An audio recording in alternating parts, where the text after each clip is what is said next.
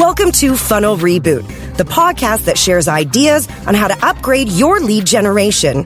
Here is your host, Glenn Schmeltzley. Hey, Glenn here. Welcome to Funnel Reboot. Today, we look at what has knocked content off its perch and become marketing's new king. Let me give you a sense of what's coming in today's show. Back in the early 2000s, our guest was in the U.S. Coast Guard Reserve. That occupation was rocked by the events of 9/11, bringing him into active duty service for 4 years. He went back to school and he got a master's in marketing from Southern Illinois University. And feeling he should put these skills to work for academic institutions, he began to work at University College at Washington University in St. Louis, where he is now the marketing director. Throughout his journey, he saw a transition happening with how digital content works. Since the early days of the internet, content marketing has been the battle cry of countless marketing experts, promising free attention forever in return for creating quality content. However, he saw that the majority of the work in matching content with consumers was being increasingly done by algorithms on dominant search and social and e-commerce platforms. And this paradigm shift requires new strategies. If you're anything like me, I bet you don't just want to survive this data revolution. You probably want to move past the old regime and get into the new. And our guest chronicled how to make this change in his recent book, The Death of Content as King. You'll want to hear what the author has to say, so let's go now to my chat with John Hinderliter. Really glad to welcome John Hinderliter. Welcome to the show, John. Well, thanks for having me, Glenn. I'm excited really to be glad here. to. Yeah, thanks. And the book that we're going to talk about today is called The Death of Content as King, How a Data Democracy Has Revolutionized Marketing. Woo. All right. There's a big title. Why don't we start, instead of what the book is about, why don't we start with the guy who wrote it? And tell me a little bit about your journey in marketing, and tell me kind of up to the point where, you sat down and decided to pen out the book. What your experience has been in marketing. So, as someone who writes a book about the death of content as king, I think it would probably come as a surprise to many of your listeners that I started in writing copy. Yep. I worked for a casino in Alton, Illinois, which is right here nearby St. Louis, Missouri, where I've home based at. And my responsibility was to write content every single month for the casino's direct mail. And if the mail didn't go out and wasn't in people's hands by the first of the month, I didn't have a job by the second of the month. So there was a lot of pressure at that time to always be writing content. And I was super excited. That was the dream job for me. I've always wanted to be, writing and seeing the work that I was doing in people's hands and having that kind of marketing impact. I really believed that I wanted to do that marketing piece. But as time went on, I started to realize that it was not anything that I was saying, any excitement that I was trying to create in the copy that I was writing, that was really driving, people to come to the casino. In terms of the promotions or in terms of the activity or the entertainment they were doing. A large amount of their activity was being driven by the size of the cash coupons they were receiving. Yeah. How much they play determined how much the size of their cash coupon. Well, the cash coupon itself was determined by data, by all the data that the casino had on the players. And as time went on, because I was basically the one of the marketing people in the office that had a lot of digital background. I was designing websites when I was in high school. I had taught myself graphic design components with regards to digital software. I was the natural choice for them to be someone to do the CRM, the customer relationship management tool that they had at the casino, and they sent me to the headquarters location, and there my eyes opened up. Right. I saw this massive, amazing CRM world where the data was essentially driving the science of how they were going about marketing. And that, really shifted a career from my point of view of really kind of doing jobs, and then I spent more of my time in higher education after that and doing higher education marketing, but still always having that interaction with data and how we're seeing all those interactions. Yeah, it's you're kind of telling a micro story that is against a larger macro background. Let's remember that while you were doing that, yes, we were seeing CRMs really come into their own as a mature category, but you point out that there are several other market entrants, and we have to pay attention to these guys. HubSpot would probably be first one. They were the kind of best known of the marketing automation platforms sitting on top of CRM. By no means the first, but they were very responsible for this whole mentality of content. They were, of course, trying to make sure not only that people bought their software, but they were also trying to evangelize the idea that the content could be important.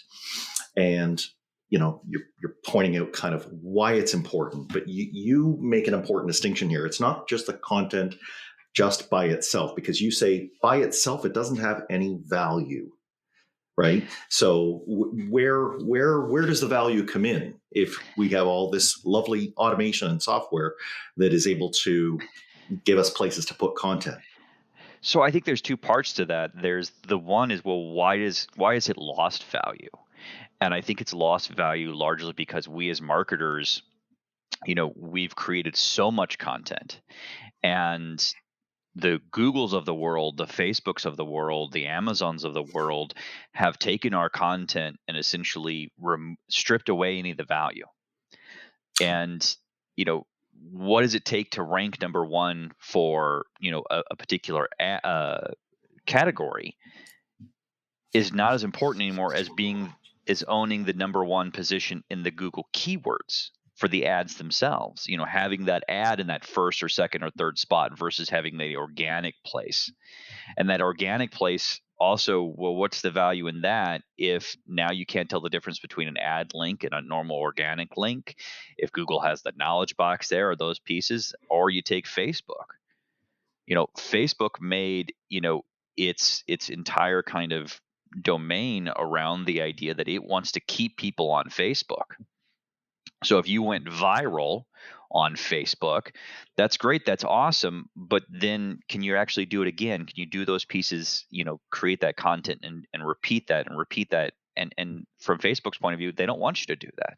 They want to keep people on Facebook. They don't want to send you off the platform to go do whatever action your viral campaign is trying to create. And so, and then they also pull back and they say, well, people are really here on Facebook for their friends and family. True. So you as the Facebook page, your brand page for your product, well, you can't reach the people, the fans that you used to be able to reach many, many years ago. Right. And so now all that organic reach, the organic reach from search, the organic reach on social, and Amazon's a whole other category. They controlled everything, Yeah. And so all of that kind of just really kind of impacted that. And so I think where you can find value in content now is creating dynamic, personalized content based on data. Right. Now we have to be mindful of these gatekeepers, and they have kind of shown how they're monetizing. And you point out with devoting a chapter to, each of Google and Amazon and Facebook, that we had better understand the game that they're playing. You talk about them appending other pieces of information. Facebook, for example, will partner up with Experian and get, a lot of extra information that twin together with the kinds of things that I'm looking at, liking, and engaging with, are forming, a scarily accurate picture of me. You point out with 2 billion people on the planet that Facebook is basically able to make a kind of a virtual model of every single one of us. That's how good they are at it. But the trick is that we, as, let's say, people that are just advertising and trying to get our organizations to be known by our consumers, we not only need to, reckon with the way that these closed systems, are there, and we need to be aware that maybe they even pose a threat to the free internet, but we need to be aware of how they're doing what they're doing so that we can decide, deliberately what we're going to take away from what they have done to get them in such high places to reach our own customers and basically, learn from what they've done. Very much so. I mean, they've created a set of rules, and you can choose not to play their game, but you're going to lose out on so much as a result of that. And so part of the whole point of those chapters on those different platforms is to illustrate just how important and powerful they are, how they've changed the rules to favor them, but then also as marketers, how we can now say, okay, well, they do give us data. They do make us able to use data to target consumers, in order to sell products or services. So how can we use these platforms and what they give us to reach and to continue to reach our consumers? Mm-hmm. Mm-hmm.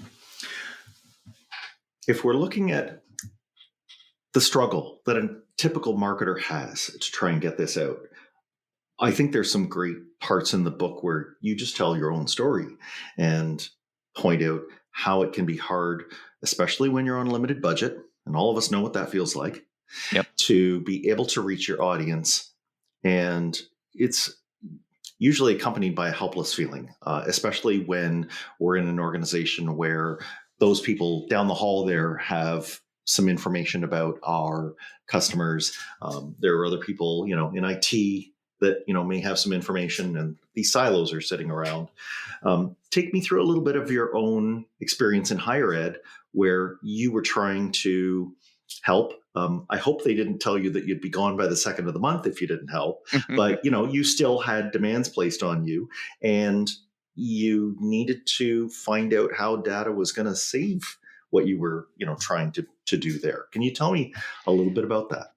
Sure. So, higher education is, working at universities is a lot like working at any large scale organization where there are, different, groups and different units, and everybody has their, their mission, their objective. So in higher education, marketing is there to drive interest and awareness for the university and to try to get essentially students to that top of that funnel. Okay. Admissions and those people, they're responsible for that funnel. They're responsible for getting the students to the bottom of that funnel and getting their butts in seats is kind of how I always think about that.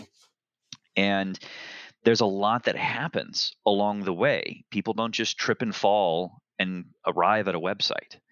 People don't just smash their face against a keyboard and apply at a university. There's a lot that goes into all of that. And so in my experience, the quickest way to success was not to come into an organization or not to come in, into somebody else's silo and say, you know what, you're doing it wrong. Mm-hmm.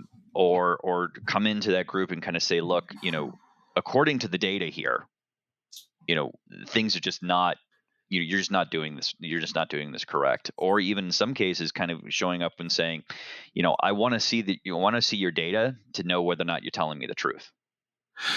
Yeah. Those are just not approaches that bring people together. And so one of the things that I talk about in the book, and I did very successfully in my career, is I worked very hard of bringing different stakeholders together and helping them understand, well, this is why we want this particular data. This is what we're going to do with that. This is why it's valuable to marketing and it's valuable to the university. You have that. We want that. And then this is how we're going to organize all of it. And, this is how we're going to organize all of it. And this is how we're going to use it to target the students.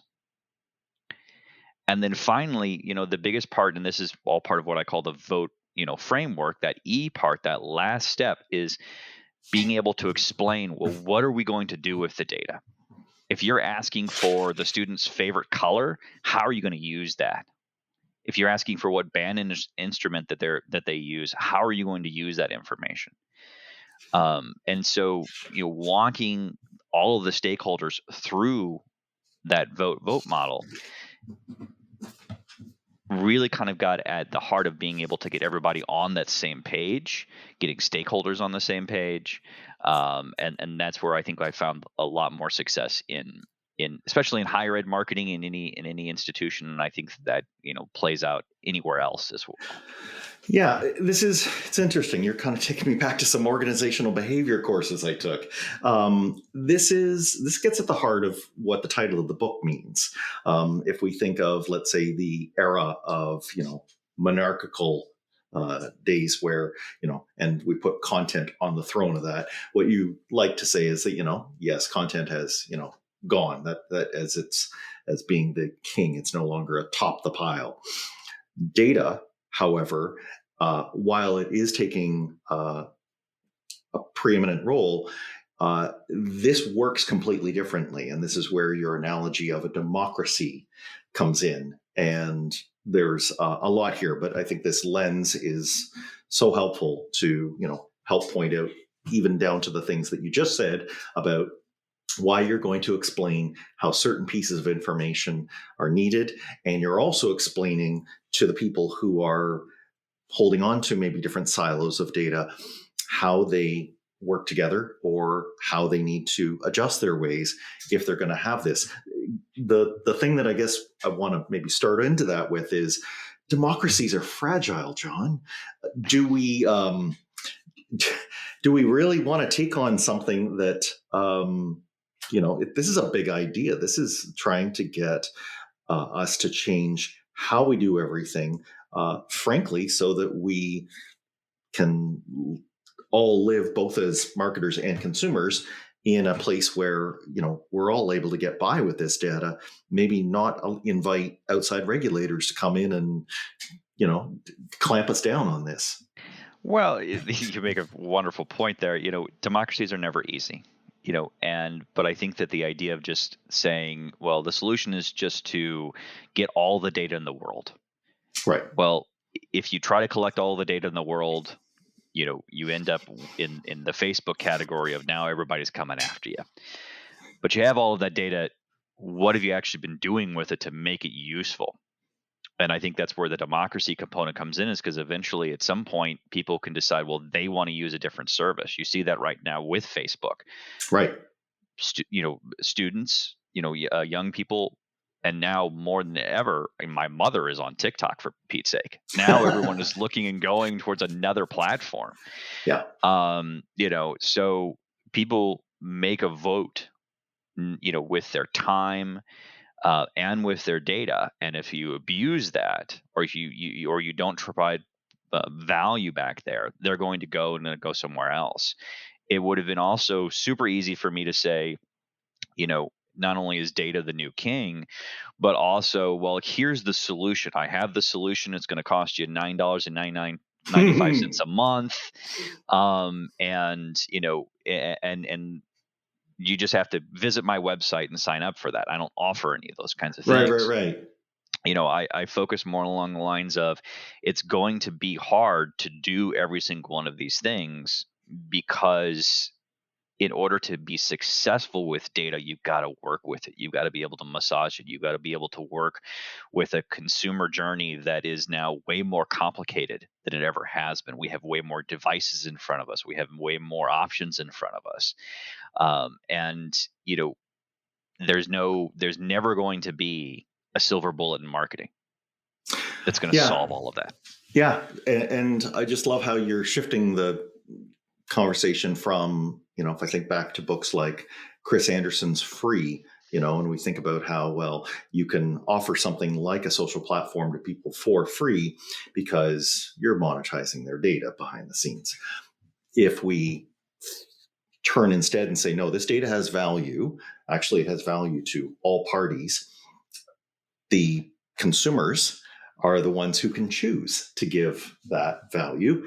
And here's where we come into the vote framework.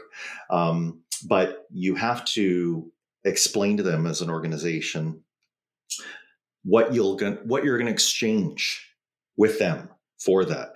The one I thought of, I'm not sure if I actually read it or just thought it was, it seemed like in some cases you were saying, we're asking you for this data, just like the census does, so that we can serve you better, right? So maybe with that in mind, can you tell us about the whole vote framework? So I view it from the same standpoint of some of the work I've done in higher ed, where, when I first got to a certain university, they had a campus tour form Right. that, here, come and take a tour on campus, and pick your date. And what did they want to? What did they want from you in order to pick your date? They wanted 54 fields of information to show up, to get permission to find a date to show up on campus. 54 fields of information. And I went to the campus tour office. Respectfully, it was kind of like, again, what are you doing with all of this information? How are you customizing the campus tour Right. based on these 54 fields of information? And they were like, well, we're really not doing that. Well, okay, well, how are you customizing the communications that you're sending to the student based Right. on these 54 pieces of information? Again, silence. We're really not doing that. And I said, okay, well, let's get down to the most valuable fields here. What is the bare minimum that we need to know? We need to know when they're coming, and we need to know who they are. And we were able to, like, what are they interested in? They're coming to the university. Is it to see the trees? Is it to see the buildings? Right. Some universities have very beautiful buildings, but, not every university does. And so, what is the most valuable fields that we can include here? How are we going to organize this so that, that valuable standpoint to the organization, but also what is, we were talking about the time of the student. That form that had 54 fields had like an 86% abandonment rate. I bet. How many people were not coming to the campus because you made them do all of this? So how can we make it valuable on both sides of that? How are we going to organize this so it's easy to move through? Pick your dates, tell us when you're coming, tell us who you are, tell us what you're interested in. And then how are we going to organize that so that the office is prepared, to be able to, the campus tour office is prepared for that. And then how are we going to target that information in such a way that, obviously there's that, it's an event, so there's reminders that go along with those pieces. Sure. There's parking information, but also there's degree information. Now we can customize the tour itself. If you're interested in a business program, why are we taking you to the chemistry department? Yep. Or why are we taking you through the arts and sciences buildings, when you're really interested in the business, piece?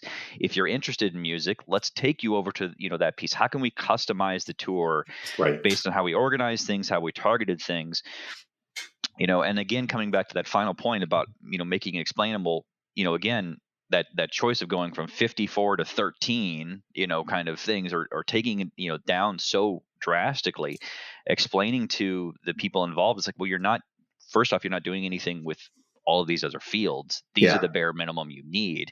And oh, by the way, this is just a campus tour. If you're when they eventually apply, you're going to get a whole bunch of more information, and those things are going to come. So don't try to get it all up front the very first time they visit your website. That's right. That's right. Or you're just going to see those high abandonment rates. And I don't want to leave that form without mentioning one other thing that seemed really straightforward from a marketer's standpoint, is knowing that there are people who, even at 13 fields, are going to consider it to be too much. The way that the form had originally been designed, they asked for date at the top and name of the person and email at the bottom. And you told them, turn that around, because at least if they leave midway through, you at least know how to get a hold of them. Very much so. And we actually made it so much easier to complete the form that if all they gave us were those pieces of information, they were requiring so much more. But I'm like, well, these are the basic things that you need. You just need to know when they're coming and who they are and how to get a hold of them. Yeah. You don't need their mailing address. They're coming to you. So don't make that required. Make that optional. Make those pieces. So if they do leave, you at least have already gotten at the very first step. If they leave on step 3 or 4, at least in the step 1, you got them to identify when they're coming and who they are, and an email address to tell them how, where to park, because parking is always terrible at any university you've ever been to. Yeah. So that, I think, is that key point of being able to do that. And as a result of that, that university that I was at had the highest turnout in with regards to campus tours that they'd had in history. 30% increase. Huge numbers. It didn't take any marketing budget to do that. No, it just took time and resources and the willingness to work with other groups. And let's drill on that first. And the two angles I want to come at that are, first, there's obviously some data structure that we need to look at for them to maybe rework how that form is going, and the things that they will progressively ask for over time. Just make sure that they're asked by other systems at other times. Clearly, people have to get into a room, and some systems may need to be changed, right? So let's not just say this is a magic wand thing. But the other one, and the most important point that you made, is there had to be a lot of data analysis to isolate things like a campus tour request, to understand how it had a causal relationship with things like applications, right? So you have to map these things out. You can't just choose something at random and say, if I change that, my numbers are going to turn around, right? Yes. And a great example that you also give is with a professional education college within the same university that had seen year over year declining numbers. You even said that you'd been, educated within 40 miles of where this was, and had been in the area for many years and hadn't even heard of them. And you're in higher education. I was in higher education. I was seeking at the level of education that they offered at the same time frames that they offered it, and still no awareness that they existed. Right.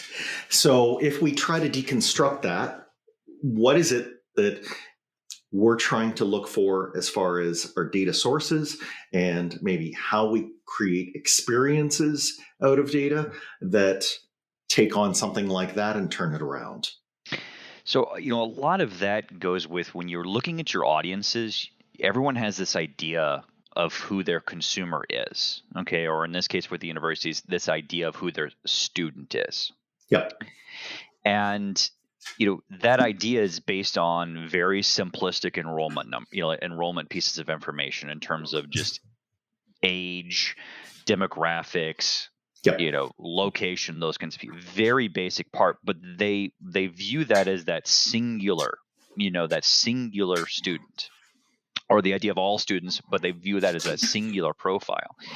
Versus, and I, this is everywhere in marketing nowadays, is that idea of taking your audiences by segments and breaking it out based on the different products, the different product categories, or the different services, the different, are they returning customers, new customers, how are those pieces kind of, coming together? But you have to, in any organization, whether you're running an e-commerce business or a subscription business, you have to break apart all those different types of people. Who has been, working or purchasing this product or subscribing to this service for, 6 months, 12 months. Where are we seeing these fall offs? Where's the funnel leak? Yeah. Where does the subscription model link? And being able to pull that data apart and seeing, well, where are we seeing our gains and where are we seeing our losses? It's not always easy to just plug the hole in the funnel. I'm sure you've had those experiences working with other groups. Yep. But it's also very expensive to fill that top of the funnel. It just gets more expensive every single year.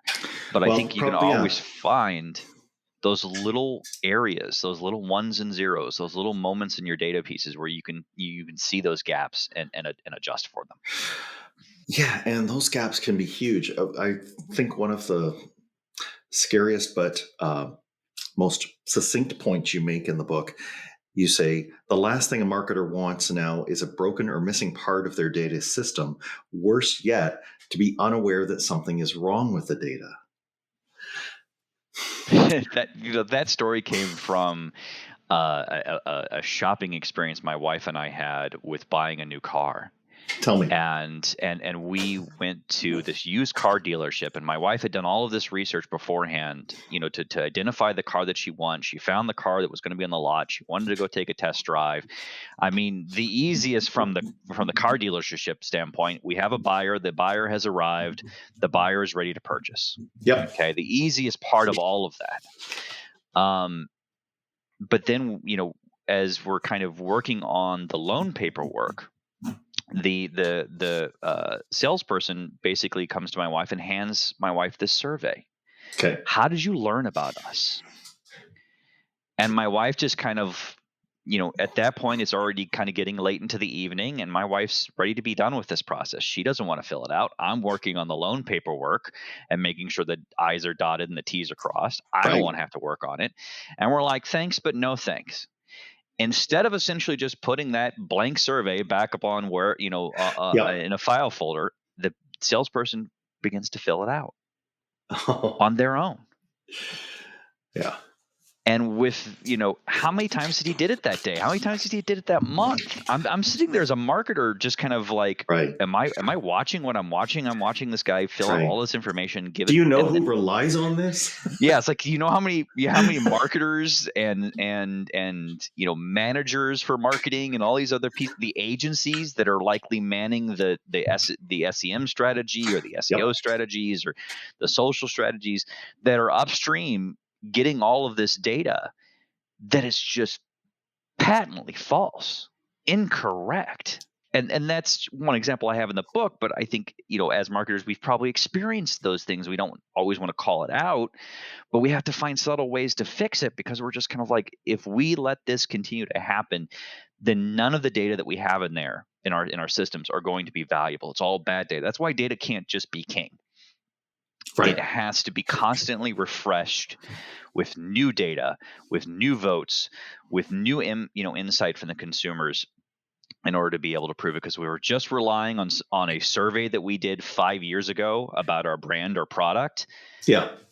How many things have changed just in the last 24 months? Right.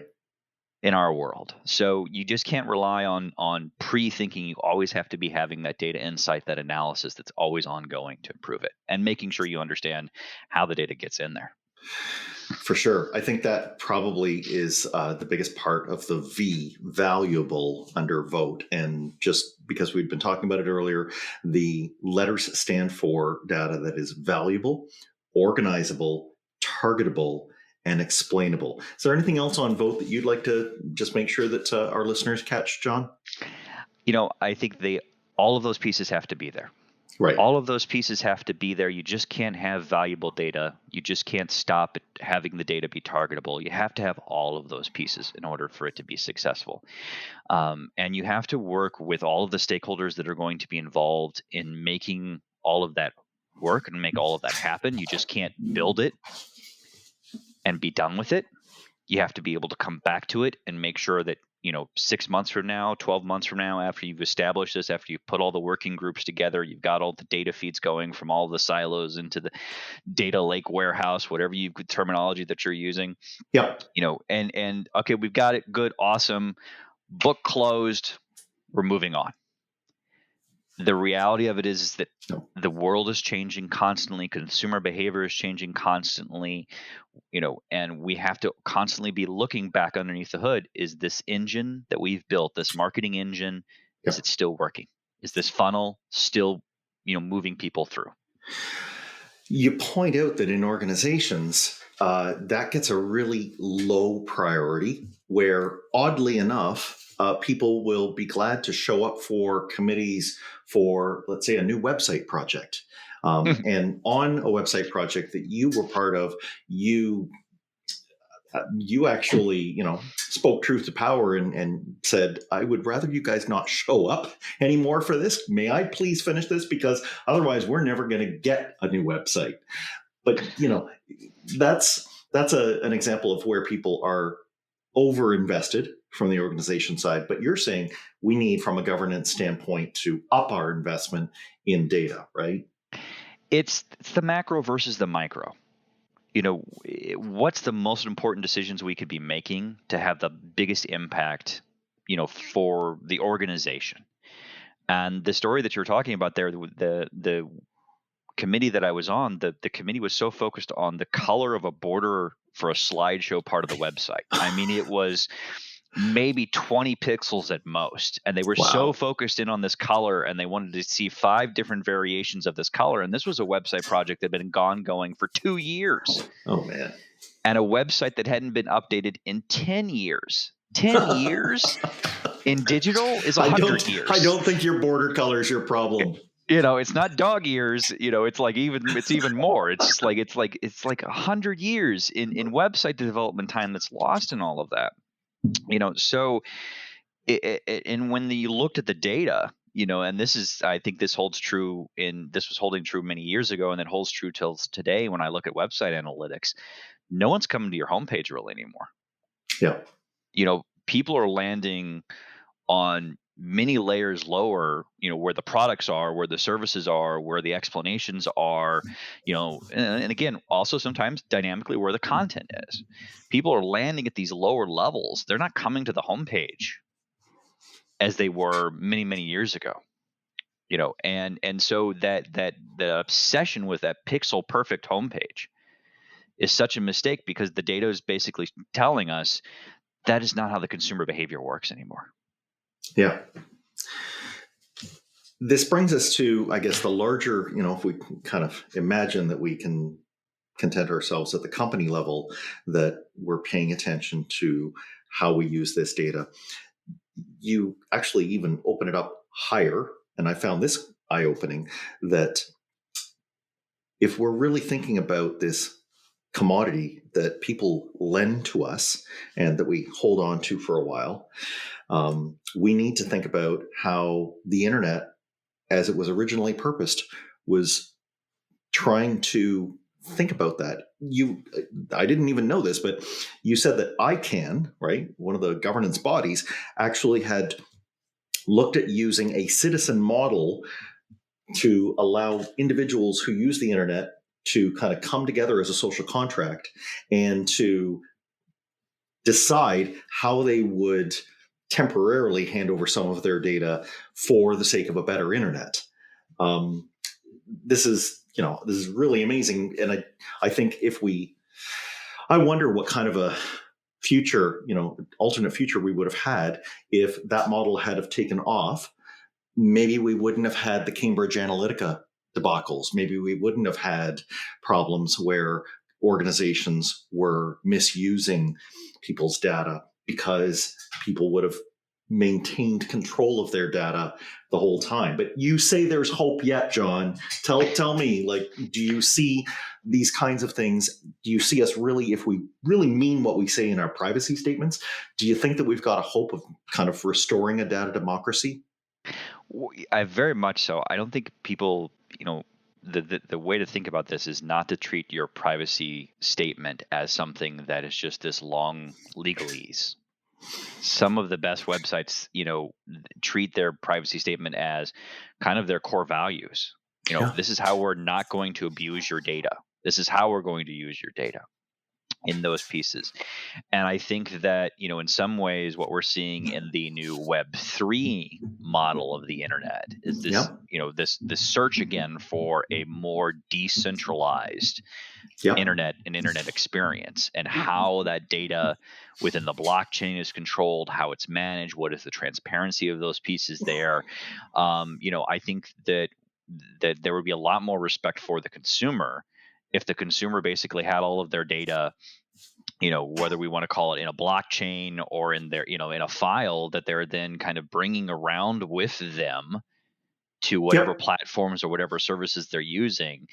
And if you violate my trust, and we see this time and time again with companies big and small, you violate my trust, I'm taking all of my stuff as the consumer home with me now. And I'm going to another product and going to another service. You are never, ever, ever the only person who ever has this product or service. There's no product or service that doesn't have zero competition. Yeah. I can maybe even see a model, if I liken it to a safety deposit box. I may be the bank, and yes, I have a key, but the person who has the contents of that box, they've got another key, and on demand, I have to let them into that box. And only I as the consumer, know what's in that box. Yep. And how you treat the data, if I bring it out and I share it with an organization or another group, how you treat that data needs to be respected in such a way that you're not just going to, okay, I've opened the box and I've given to you, and they just look through everything and they go, okay, all right, I've consumed it all. You can put that box back up on the shelf now, and the consumer's gonna be like, well, wait a minute, what do I get out of this? Right. How are you going to make this better for me? I think some of the powers of some of the platforms that are very successful, like Amazon, they're able to customize how they present the next purchases to you or the next pieces to you based on your shopping experience. Your shopping experience is probably one of the most private things for you, what Right. you buy. Right. And they respect that in such a way that when they provide or they suggest new things to you, it's based on, what that experience has been, because they want to bring you back again and again and again. In order to do that, they have to be respectful for what they know about you. Yeah, they're taking the long view. We have no idea the untold sums that they have had to spend to preserve that trust. And we could do the same too. Just one other quick point on the kind of making privacy mean something. Some of the best onboarding experiences that I've had with a tool have been ones where, as they're asking me to give them information, they're telling me then what they would do with it. And they're even going to tell me what the end of the life cycle would be. We will, not retain this information past 12 months. We will, if you delete your account, all of that's going to be gone forever. We will not have access to it anymore. This is great. I can kind of act like a citizen. I can think about it, and I can choose at each stance. That's another one, is I've got individual choices.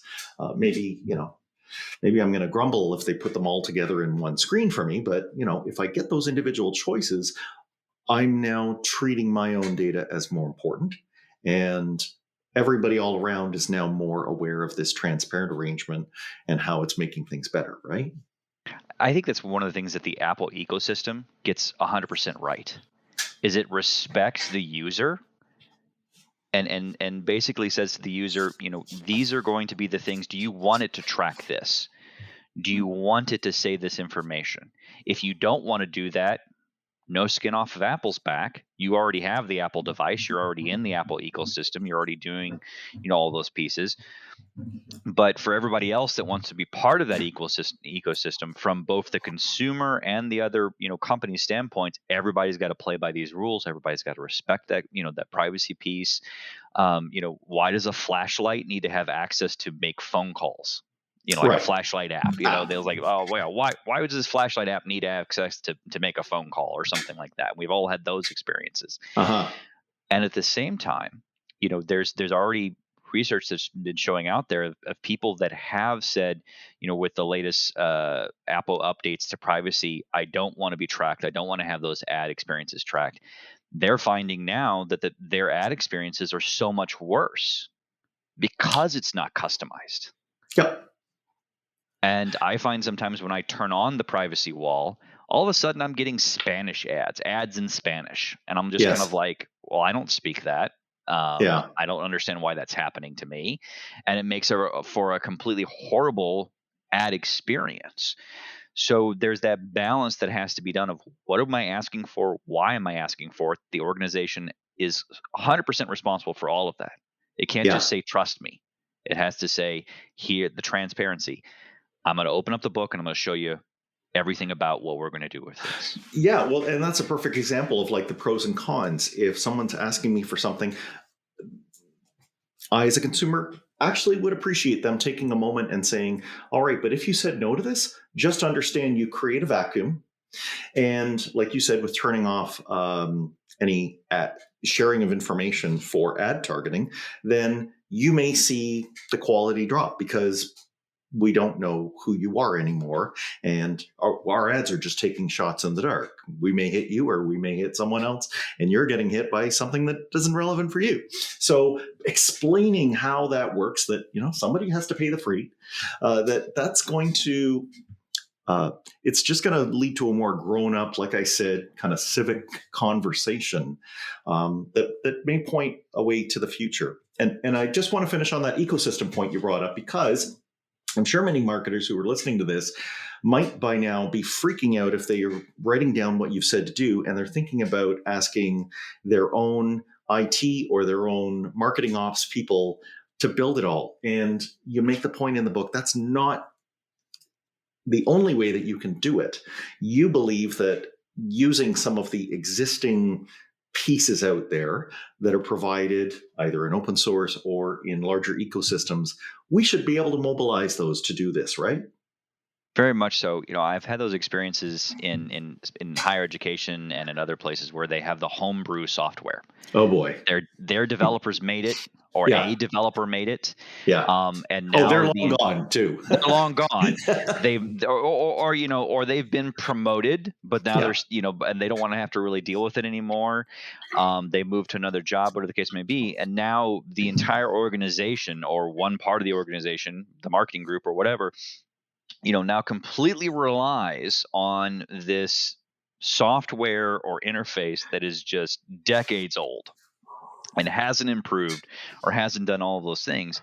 But coming back to the point I said earlier, there is no one thing anymore that cannot be replaced. There is someone else who has had that pain, has had that problem, and you know what they did? They found a way to create a software, a platform, whatever it is, a solution to that problem, a solution to that pain. And I think that organizations should, instead of trying to just always create their own, go out there and look at what the ecosystems look like for, the Salesforce or the Microsoft Dynamics of the world, the HubSpots, all of these places where you can go, Slack, all of these, tools that you can use now that have very vibrant ecosystems of people building pieces to help improve it, to help make it better. And you can get a lot more, distance and value out of that, because the marketing dollars are always limited. I have never, in my almost 2 decades now of marketing, had a marketing budget that increased year to year. Right. I've almost always been in a place where the marketing budget stayed the same the entire time I was there, or got smaller because state appropriations changed at a university, or the pandemic happened and we had to pull back those pieces. Yes. So I've never had just all of the money to buy all of the tools. Yes. So taking that limited money that you have, and instead of it saying, well, we're going to sink it into a developer, a single one developer, and what that one developer can do with their limited amount of time, versus we're going to take that same money and we're going to put it into an ecosystem that is vibrant and has a lot of tools, a lot of usefulness. And now we can do a lot more from this one vantage point, as a result of making the right types of investments and picking in the right types of ecosystems and improving our marketing, because now you're taking advantage of the entire platform, the entire ecosystem that other company has, as much of an importance and much of a stake to make valuable to you, because they want to keep you, of course, as well as a customer. Yeah, for the paid platforms, yes. And I don't know if you'll agree with me, but I think because in each of those categories, there is usually an open source alternative, that if we even, let's say you're not even going to buy those open source alternative or get onto those open source alternatives, I think that the people that gather together to build those, I see them as keeping this same mentality that maybe those ICANN folks did 2 decades ago with a citizen internet. Seems to me they are the ones who are at the frontier of adding more features that allow for data privacy. And like I said, even if we ourselves don't buy them, I want those to succeed, because those things start to percolate into the paid products and they start to become part of the normal feature set that we should have in our ecosystems. And it makes the whole experience better. Very much so. I mean, they work very hard to push us, marketers. When I say us, to push marketers to do better, to do more. And they push the vendors that are making these types of products to do more. Because if there was that free alternative that constantly gets better every single year, well, why am I paying for this when this free piece is over there? And so Yeah. they force us all to be better. They force us all to be better consumers. I don't want to ever see a world where like Firefox is not available. Right. My main browser might be Chrome, but I want to have Firefox available. I want Firefox to be pushing all of the other browser companies and all the other companies developing browsers to, work harder on those things. DuckDuckGo is a search engine, right? We Yes, want to see that there. I always want to see that there. I always want to see the alternatives and have those pieces. I always want to see a world where it's not just Google.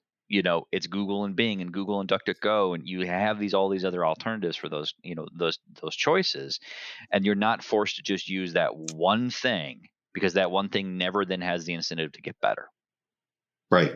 Right. And we can we're all wearing multiple hats here, right? We may be marketers, but we take off our marketing hat at the end of the day and we become a consumer. So just like having those alternatives around, we ourselves are alternatives. And I found as I was reading the book, it just helped me when I flipped back and forth from those two, that I could easily see what you were pointing, even at the points in the book where you were telling me that as a marketer, I might have to get by with a little less, or things might be not as easy for me to target by.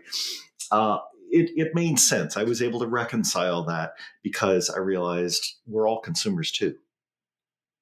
And that's wonderful. I'm glad you enjoyed the book so much. I mean, it's been a great experience for me to see the reaction to the book, to have people come up to me and at conferences or other types of things I've been able to do and talk about just the insights that they've been able to gather from it.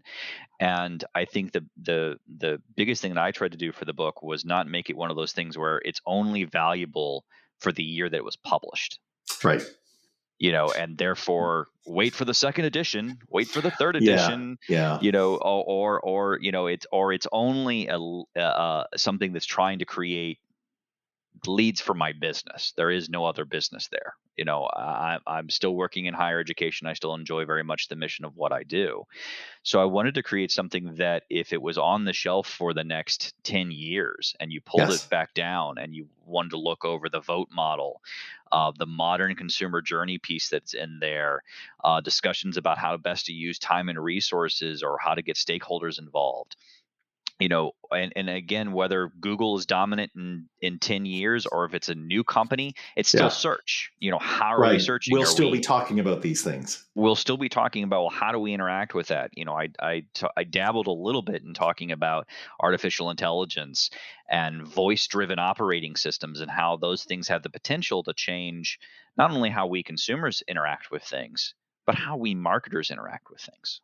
Yeah. What does the search engine optimization or the search engine marketing look like when there is no homepage, or like there's no search result page anymore? Yeah, all voice. Yeah. That's a foreseeable future. And I wanted to be able to put something out to an audience that can last for that possible future, and in terms of how we deal with as marketers trying to reach consumers.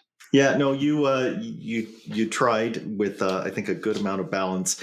It's scary to try to make predictions, and like you pointed out, especially with some of the dark clouds hanging over things like data breaches, you hoped that you would be wrong about some of the predictions, but you do just at the end of the book just kind of say, okay, well, back at these chapters, if AI does this, then consider this and this and that changing.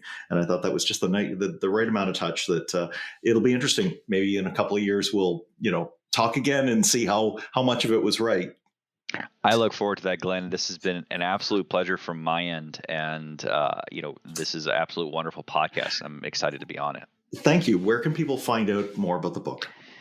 So, like any book nowadays, Amazon, start with Amazon. I've, actually gotten more people that have reached out to me from that. But thedeathofcontent.com is the main book website, but you can find this, on Amazon or wherever books are sold. And if they come to my website, at least they can get a free first chapter. But if they buy it directly from Amazon, because everyone likes their Prime shipping, I understand that and I support that. Perfect. And if people want to reach out to you personally, would LinkedIn be the right place? Oh, LinkedIn would be the absolute right place. I'm not going to try to do my entire LinkedIn URL because John Hinderliter is one of those kinds of things. Hopefully you'll be able to put that in the show notes. We will. But LinkedIn's the best place, and I always try to make time as best I can for everybody who reaches out to me. Oh, thanks, John. And listener, I hope you got a lot of value out of this. And I hope that you do, head to your, favorite beach chair or easy chair and find a chance to read The Death of Content as King. And if you know someone who would be interested in hearing this episode and what John has to say, please share it with them. And I hope that you found one thing that you can do to reboot your funnel and make it even better. Thanks for listening. Follow the show on Twitter @Funnel Reboot. If you like what you have heard today, please consider leaving a review wherever you get your podcasts.